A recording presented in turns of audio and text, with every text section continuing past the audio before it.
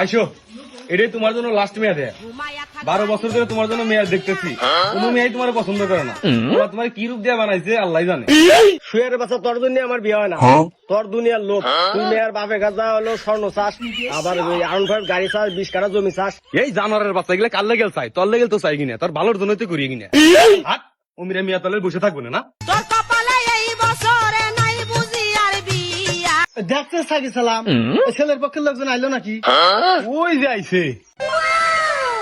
তাহলে দেরি না করলাম, বিয়ে সাহেব মেয়ে নিয়ে এসেন, মেয়ে দেখা শুরু করি। আচ্ছা কি সালাম, এই গেদিনে নিয়ে এসে যা। দিদি, তোরও কিন্তু বয়স মেলা হয়েছে, দাদা জিজ্ঞেস করে তাই করিস। ওই বন থাকিতে বন্ধু আইল। আসসালামু আলাইকুম। ওয়ালাইকুম আসসালাম। গেদে একটু হাইটে দেখেন, দেখি কেমন লাগে। ও পঙ্কজ,